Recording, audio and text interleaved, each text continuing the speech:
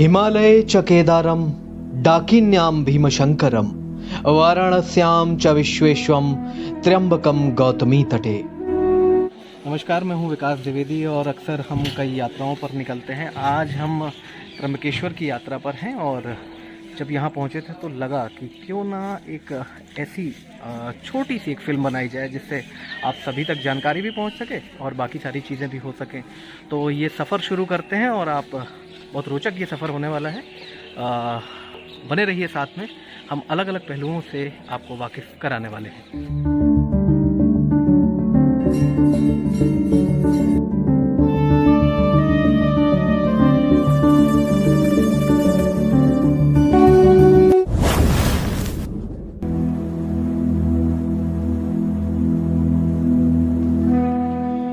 ऊंचे ऊंचे पहाड़ों और हरी भरी वादियों से घिरा है त्र्यंबकेश्वर। 12 ज्योतिर्लिंगों में अपना अलग ही महत्व रखने वाले इस स्थान पर ब्रह्मा, विष्णु, महेश अंगुष्ठाकार यानी अंगूठे के आकार में स्वयंभू स्वरूप में विराजमान हैं। कहते हैं शिव ने कैलाश के अलावा त्र्यंबकेश्वर की पावन धरा पर ही तांडव नृत्य किया है।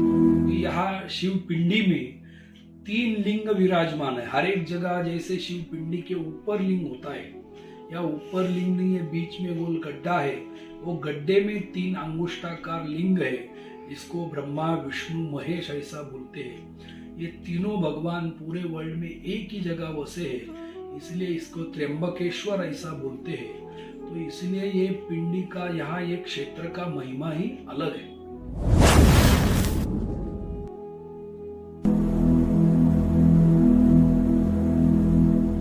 इस दिव्य स्थान पर कुशावर्त तीर्थ का विशेष महत्व है। प्रति 12 वर्ष में आयोजित होने वाले कुंभ मेले के अवसर पर नागा साधु अपने अखाड़ों के साथ इस पवित्र कुंड में स्नान करते हैं। मान्यता है कि गोवध के पाप से मुक्ति पाने के लिए ऋषि गौतम ने महादेव की तपस्या की, जिसके बाद महादेव ने अपनी जटा ब्रह्म पर्वत पर फेंकी और इसी स्थान से मां गोदावरी का उद्गम हुआ, जिसमें स्नान के पश्चात ऋषि गौतम गोहत्या के पाप से मुक्त हुए। श्रद्धालु स्नान करने के पश्चात कुंड की परिक्रमा करते हैं और मां गोदावरी उन्हें समस्त पापों और व्याधियों से मुक्त करती है।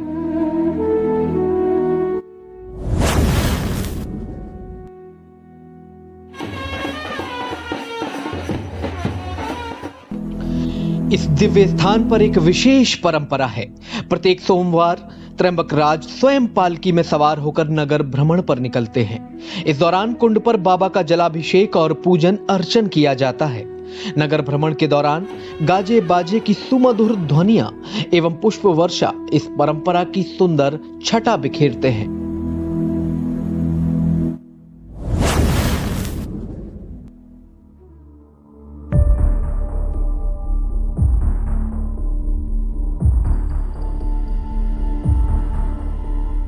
कुशावर्त तीर्थ के दर्शन के बाद एक शब्द हमारे जहन में बार बार टकरा रहा था और वो शब्द था ब्रह्मगिरी पर्वत।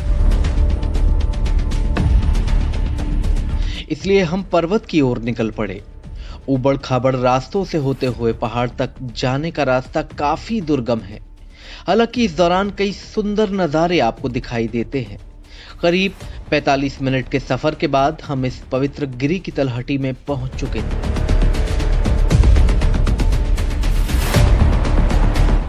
यह क्षेत्र वन विभाग के अंतर्गत आता है। अभी सफर बाकी था। तकरीबन 200 सीढ़ियों की चढ़ाई के बाद हम मां गोदावरी के उद्गम स्थल तक पहुंच सके।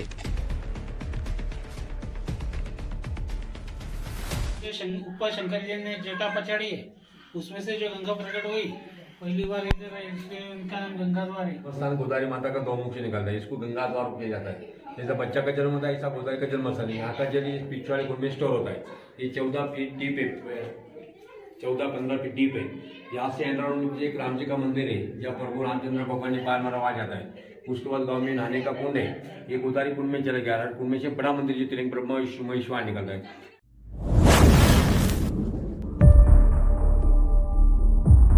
गौमुख के दर्शन के बाद अब हमें देवी अहिल्या और ऋषि गौतम द्वारा स्थापित 108 शिवलिंग दर्शन के लिए दूसरी गुफा तक पहुंचना था।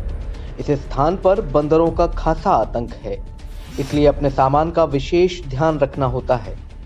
हाँ, अगर आप गाइड ले लेते हैं तो ये जोखिम जरा कम हो जाता है। खैर, हम ऊबड़ खाबड़ रास्तों और सीढ़ियों से आगे की तरफ बढ़ चले।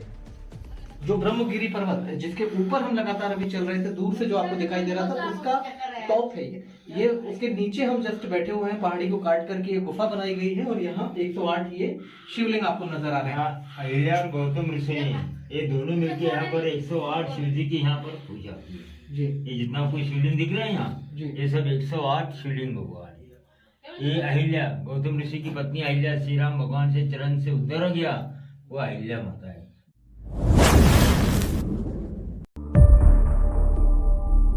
दिन ढलने लगा था, इसलिए लौटना जरूरी था और हम वापस चल पड़े त्र्यंबकेश्वर की ओर।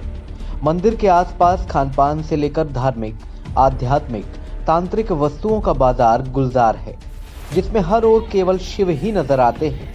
तमाम पूजा पाठ, अनुष्ठान और दोष निवारण इस स्थान की दिनचर्या का हिस्सा है। त्र्यंबकेश्वर की मान्यता है पितृदोष हो, काल सर्प दोष हो या तमाम तरह के दोषों के निवारण के लिए इस क्षेत्र का विशेष महत्व माना जाता है। और इसी कड़ी में हमें ये जब बातें जाननी थी, क्योंकि कई लोगों के दिमाग में ये सवाल अक्सर उठता है कि त्र्यंबकेश्वर ही क्यों, किसी और क्षेत्र पर ये पूजन क्यों नहीं होते। तो हम आचार्य श्री के पास पहुंचे हैं। नीरज शिखरे जी हमारे साथ हैं और लगातार पूजन करवाते हैं और विधि विधान से पूजन करवाते हैं। तो सवाल हम पूछेंगे, जवाब वो देंगे, ताकि आपकी सभी शंकाओं का समाधान हो सके। भी आता है पितृदोष के पूजन को लेकर के भी ये बात कही जाती है कि उसके लिए यही क्षेत्र विशेष है। और पितृदोष का पूजन चूंकि जो गोदावरी मैया है वो दक्षिण की दिशा में प्रवाहित होती हैं, तो इस तरह की जब चीजें सामने आती हैं तो क्या माना जाए उसको कि क्या इसका महत्व है, दक्षिण दिशा का क्या महत्व बताया जाता है। तो ये गंगा जो है, ये गंगा यूपी वाली जो गंगा है, जैसे उत्तर काशी गया प्रयाग से कलकत्ता के गंगा सागर में बहती है, उसी तरह ये गंगा जो है ये यहाँ से निकल के नासिक जाती, नासिक से फिर औरंगाबाद में पैठन, फिर नांदेड़, फिर वहाँ से तेलंगाना से आंध्र प्रदेश में बहती है। तो ये गंगा जो है दक्षिण दिशा के ओर बहती जाती है, समझ में। तो अपने धर्म में पितरों की दिशा यानी अशुभ कार्य, श्राद्ध कर्मों की दिशा जो है वो दक्षिण दिशा है। तो दक्षिण दिशा में पितरों का वास होता है।